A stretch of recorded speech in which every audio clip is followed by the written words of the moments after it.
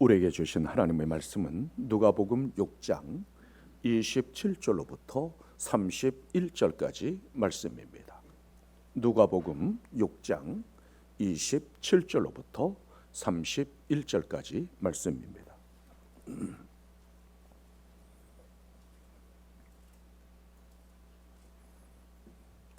그러나 너희 듣는 자에게 내가 이르노니 너희 원수를 사랑하며 너희를 미워하는 자를 선대하며 너희를 저주하는 자를 위하여 축복하며 너희를 모욕하는 자를 위하여 기도하라.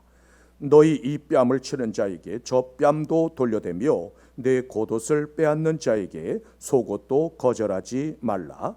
내게 구하는 자에게 주며 내 것을 가져가는 자에게 다시 달라 하지 말며 남에게 대접을 받고자 하는 대로 너희도 남을 대접하라. 오늘 우리에게 주신 하나님의 말씀입니다.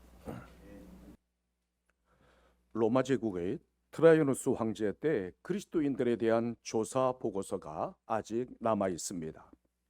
베두니아 총독이었던 플리니우스가 트라이아누스 황제에게 보낸 서신에는 이런 내용이 있습니다.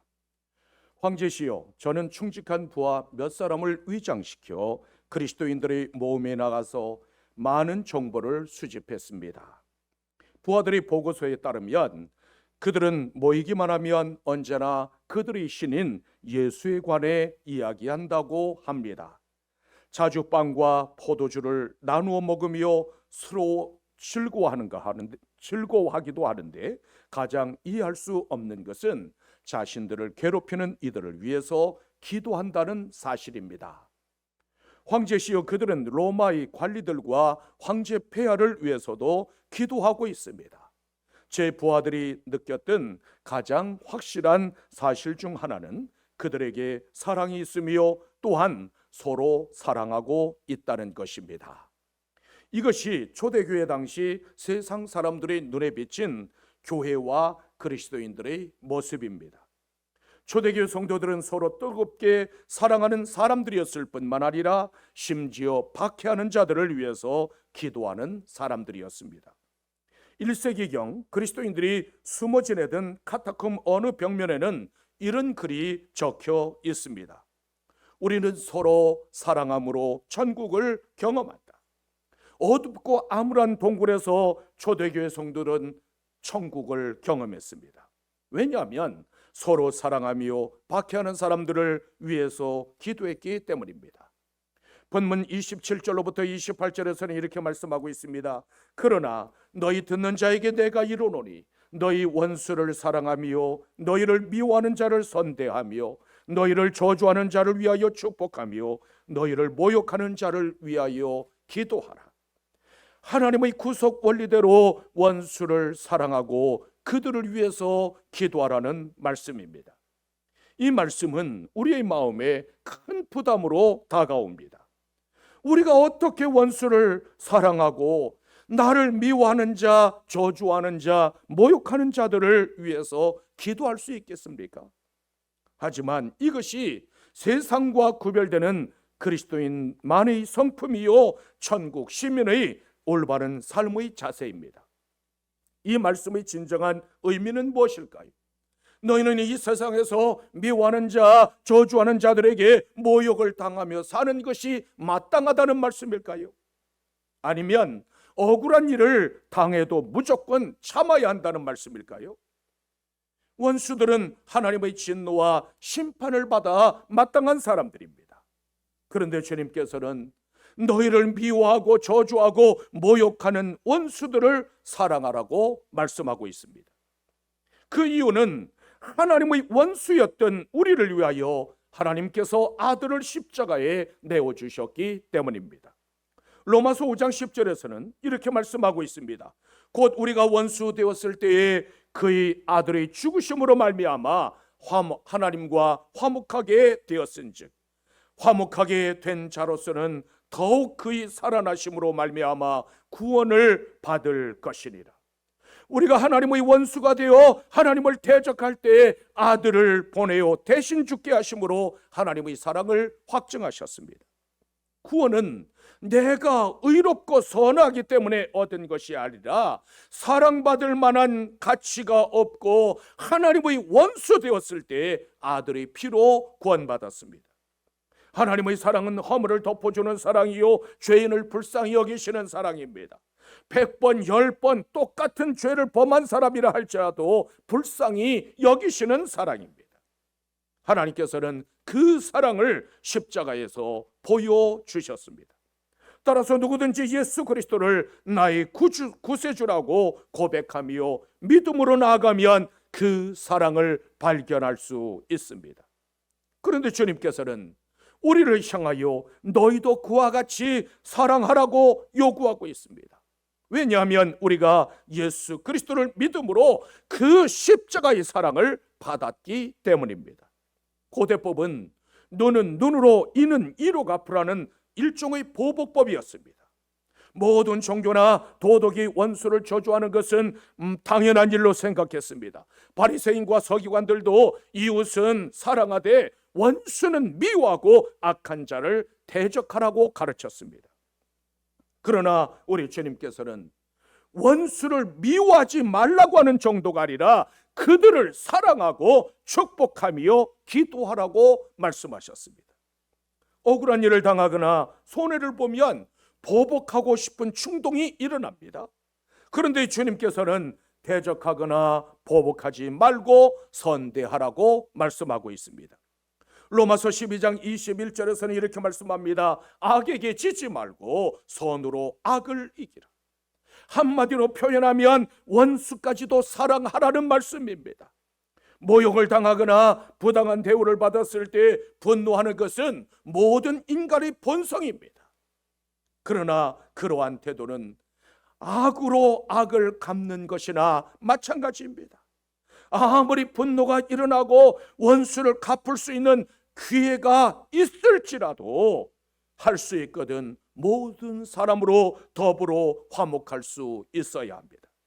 십자가에는 지금도 변함없이 예수 그리스도의 보혈이 흘러내리고 있습니다. 그 십자가를 붙잡고 사랑함으로 그리스도를 닮아갈 수 있는 여러분들이 되시기를 주님의 이름으로 축원합니다. 왜 우리는 원수까지도 사랑할 수 있어야 할까요? 원수를 사랑하는 것이야말로 최고의 기적이기 때문입니다. 율법의 근본 정신은 복수나 저주가 아니라 사랑과 축복입니다. 그리스도인은 한마디로 원수를 사랑하는 사람이요 저주하고 모욕하는 자를 위해서 기도할 수 있는 사람입니다. 누군가로부터 핍박을 받아 고통당할 때 그럼에도 불구하고 기뻐한다는 것은 결코 쉬운 일이 아닙니다. 그런데 주님께서는 도저히 사랑할 수 없는 원수를 사랑하라, 축복할 수 없는 사람을 축복하고 기도할 수 없는 사람을 위해서 기도하라고 말씀하십니다. 주님께서 말씀하신 사랑의 한계는 우리 인간의 능력으로는 도저히 감당할 수 없는 일입니다. 사람의 힘이 아니라 오직 하나님의 은혜와 성령의 능력을 통해서만 감당할 수 있습니다. 주님께서는 십자가의 사랑을 통해서 복음의 진리가 무엇인가를 보여주셨습니다. 우리는 모두 하나님과 원수된 사람들이었지만 하나님께서 우리를 위하여 참고 또 참으셨고 마침내 아들까지 내어주셨습니다. 따라서 나를 저주하고 나를 모욕하는 자를 위해서 축복하고 기도할 수 있는 그 마음이야말로 우리 주님께서 주신 가장 최고의 기적입니다. 어떻게 강팍하고 완악한 심령을 녹일 수 있을까요? 십자가의 사랑이 아니면 불가능합니다. 누가복음 6장 36절에서는 이렇게 말씀하고 있습니다. 너희 아버지의 자비로우심과 같이 너희도 자비로운 자가 되라. 하나님의 자비로우심은 바로 원수까지도 사랑하는 것입니다. 사랑과 자비의 실천은 원수된 우리를 위하여 자기 몸을 버리신 예수 그리스도 그 안에서만 가능합니다. 따라서 주님의 사랑과 은혜로 우리 마음을 가득 채우고 주님의 그 거룩한 십자가의 보혈로 우리 심령을 적셔야만 합니다. 사랑과 용서가 무엇인가를 아는 것만 가지고서는 불가능합니다. 사랑과 용서는 이론이나 생각이 아니라 실천을 하는 데 있습니다. 누군가를 용서하지 않고 같이 미워하면 결국 기쁨을 빼앗기고 기도할 수 없게 됩니다. 사람은 누구나 하나님의 형상으로 지음받았지만 하나님처럼 되고 싶은 교만과 불순종으로 말미암아 그 형상이 깨지고 말았습니다. 우리가 하나님처럼 사랑하려면 그 하나님의 형상을 반드시 회복해야만 합니다. 그러므로 하나님의 성품을 닮아 원수까지 사랑할 수 있는 여러분들이 되시기를 주님의 이름으로 축원합니다. 어떻게 하면 우리도 원수까지 사랑할 수 있을까요? 먼저 우리는 고통과 모욕을 끝까지 견뎌야 합니다. 본문 29절에서는 이렇게 말씀하고 있습니다. 너희 이 뺨을 치는 자에게 저 뺨도 돌려대며 내 겉옷을 빼앗는 자에게 속옷도 거절하지 말라. 이 말씀은 실제로 뺨을 때리도록 돌려대라는 말씀이 아니라 어떤 경우에도 복수하지 말고 고통과 모욕을 견디라는 말씀입니다. 고대 근동지방에서 손으로 뺨을 때리는 것은 가장 모욕적인 일로 여겼습니다. 그런데 예수님께서는 이 뺨을 치는 자에게 저 뺨도 돌려댈 수 있어야 한다고 말씀하십니다. 만약 누군가로부터 존중받지 못하고 참을 수 없는 모욕을 당했다면 여러분들은 어떻게 하시겠습니까? 뺨을 맞는 모욕을 당했다면 동일한 방법으로 대응하거나 아니면 복수하는 것이 정상입니다. 하지만 예수님께서는 이 뺨을 맞았다고 너희가 같이 치고받으면 무슨 복이 되겠느냐? 한 대 돌려주지 말고 한 대 손해보는 것이 진정한 그리스도인의 삶의 방식이라고 말씀하고 있습니다. 겉옷을 빼앗길 상황에 빠졌을 때도 속옷까지 내어주라고 하셨습니다. 악한 자를 대적해서 끝까지 이기려고 하지 말라는 말씀입니다.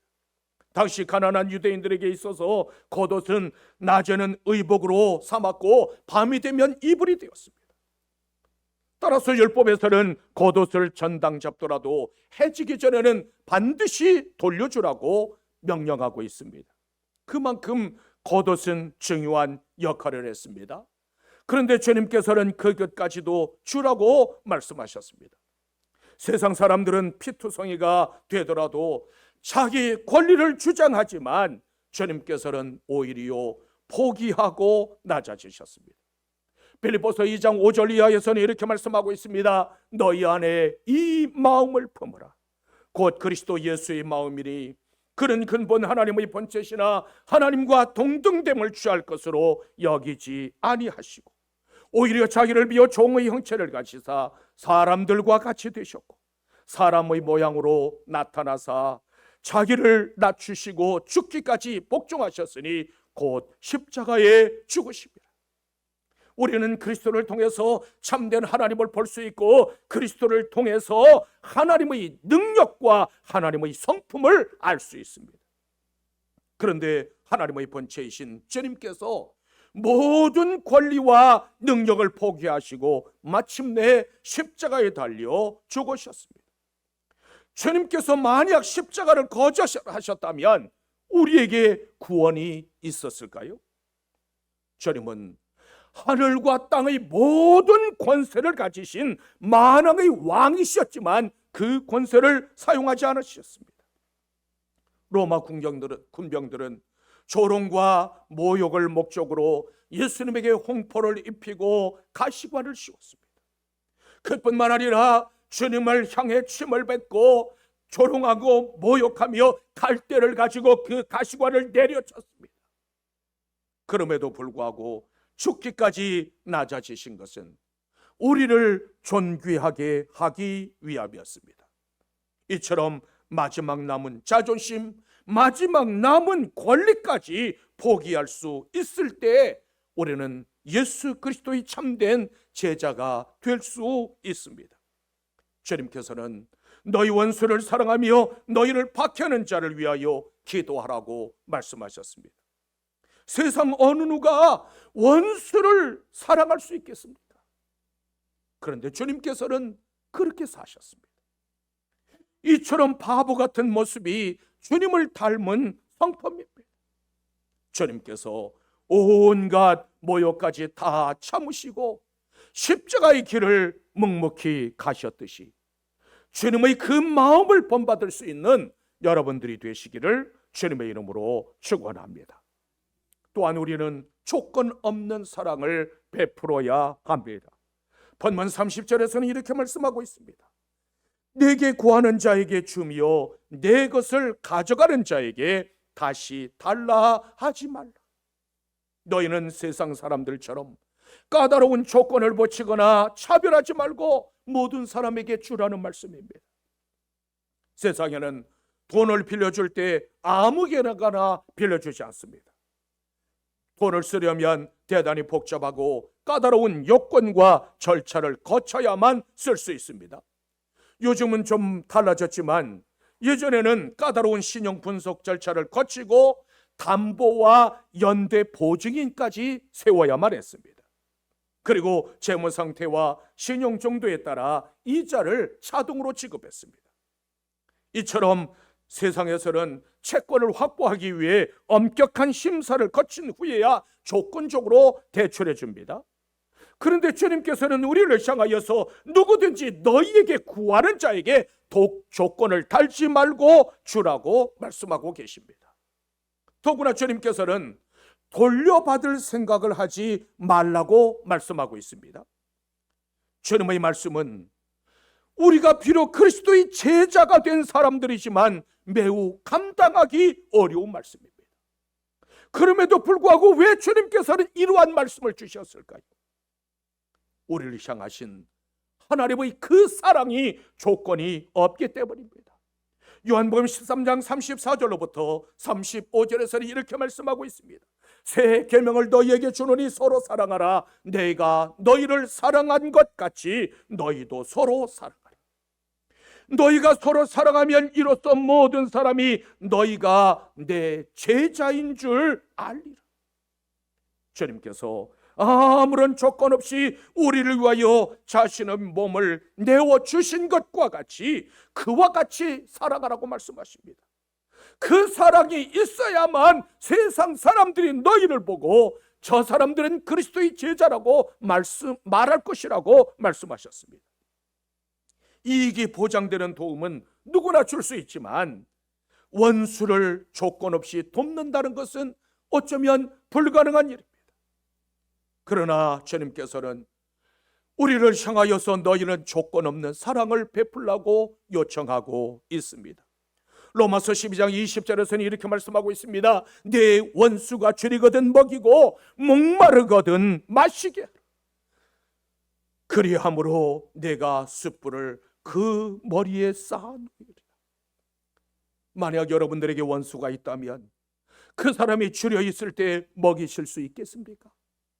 그 사람이 목이 타할 때 그때 그들에게 뭐를 주실 수 있으시겠습니까? 성도는 원수들이 당하는 공견까지도 외면하지 말라고 주님께서 말씀하고 있습니다. 하물며 우리 형제가 처한 어려움을 모른 채 한다면 어찌 하나님의 사람들이라고 말할 수 있겠습니까? 우리는 이해 덕시를 떠나 형제가 도움을 필요로 할 때 기꺼이 도와줄 수 있어야만 합니다. 자기 몸을 우리를 위해 내어주신 예수 그리스도를 본받아 조건 없이 베푸는 것, 그것이 바로 진정한 사랑입니다. 신명기 15장 10절에서는 이렇게 말씀하고 있습니다. 너는 반드시 그에게 줄 것이요 줄 때에는 아끼는 마음을 품지 말 것이니라. 이로 말미암아 내 하나님 여호와께서 내가 하는 모든 일과 내 손이 닿는 모든 일에 내게 복을 주시리라.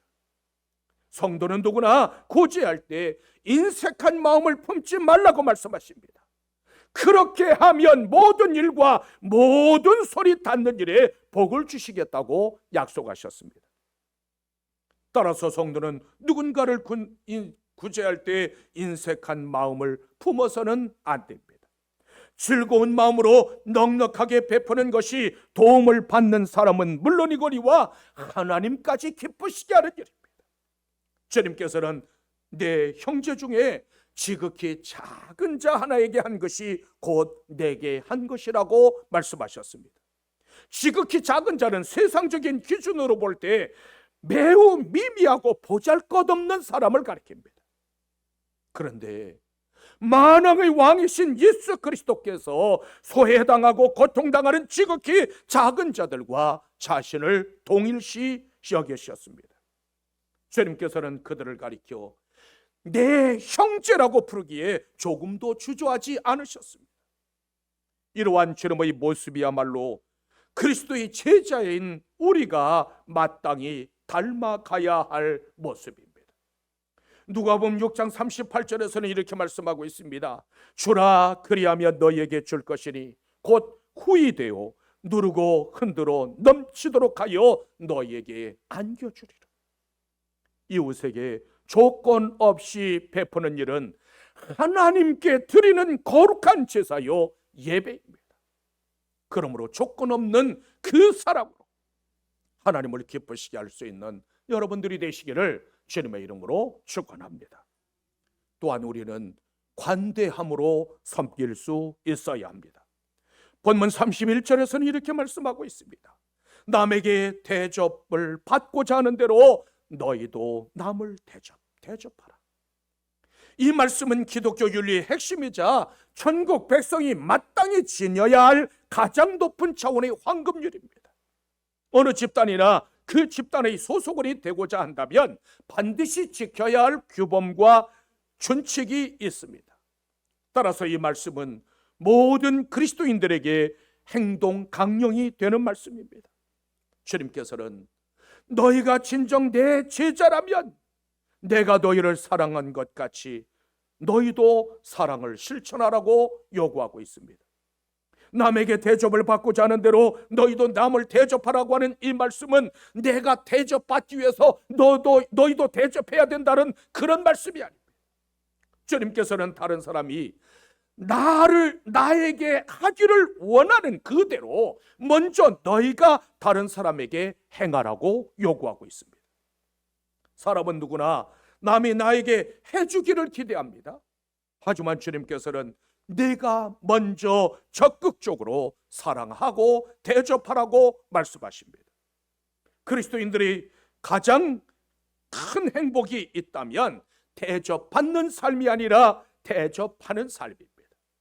따라서 주님께서는 너희는 내 이웃이 너희를 향하여 주기를 원하는 그대로 내 이웃에게 행하라고 말씀하셨습니다. 일반적으로 남에게 대접받고자 하는 대로 대접하는 것은 지극히 상식적인 일입니다. 그런데 그 상대가 원수일 때 그럼에도 불구하고 선대하고 대접한다는 것은 쉬운 일이 아닙니다. 하지만 그리스도인의 삶은 세상의 기준을 초월해야만 합니다. 빌립보서 4장 5절에서는 이렇게 말씀하고 있습니다. 너희 관용을 모든 사람에게 알게 하라. 주께서 가까우십니다. 예수 그리스도의 재림이 가까이 오고 있으니 너희 관용을 모든 사람에게 알게 하라는 말씀입니다. 관용은 자신의 권리를 포기하고 다른 사람을 향해 너그럽게 대하는 태도를 말합니다. 사람은 누구나 형편이 넉넉할 때는 마음도 넉넉해질 수 있습니다. 하지만 상황이 어려워질 때는 마음의 여유를 찾기 어렵습니다. 그럼에도 불구하고 예수 그리스도의 재림은 관용의 절대적인 동기를 부여해 줍니다. 왜냐하면 우리 주님께서 재림하시는 그날에는 각 사람이 행한 대로 심판을 받게 될 것이기 때문입니다. 따라서 주님의 재림을 사모하는 그리스도의 제자들은 모든 이들에게 관용을 베풀 수 있어야 합니다. 우리는 주님께서 다시 오시는 그날까지 길이 참고 또 참으며 기다릴 수 있어야 합니다. 세상의 방식대로 원수를 친히 갚거나 그들과 똑같은 불의를 행하는 자가 되지 마십시오. 주님은 죄인된 우리를 오래 참아주셨고 관대함으로 기다려 주셨습니다. 주님의 관용이 아니었다면 누구도 우리 주님 앞에 설 수 없었습니다. 따라서 우리도 누군가의 실수에 대해 관대한 마음을 가져야 합니다. 그리스도인으로서 관용하는 마음을 품지 못하면 영원히 병들 수밖에 없습니다. 이제는 관대함으로 사랑을 실천할 뿐만 아니라 천국 백성으로 살아갈 수 있는 여러분들이 되시기를 주님의 이름으로 축원합니다. 우리에게 잘 알려진 레미제라블이라고 하는 그 책에는 이런 내용이 있습니다. 프랑스 대혁명이 일어난 뒤 장발장을 추종하던 청년 대원들이 눈에 가시 같은 자베르 형사를 잡아서 총살시키려고 했습니다. 그러나 장발장은 그를 놓아주었습니다. 충격을 받은 자베르가 장발장에게 묻습니다. 당신이야말로 나를 가장 죽이고 싶을 텐데 왜 나를 살려줍니까? 그러자 장발장은 이렇게 대답합니다. 이 세상에는 넓은 것이 많이 있습니다. 바다가 땅보다 더 넓고 하늘은 그보다 더 넓습니다. 그러나 하늘보다 더 넓은 것이 바로 용서라는 관대한 마음입니다. 얼어붙은 마음의 골짜기는 성령의 봄바람만이 녹일 수 있습니다. 우리의 모질어진 마음도 역시 관대한 마음만이 녹일 수 있습니다.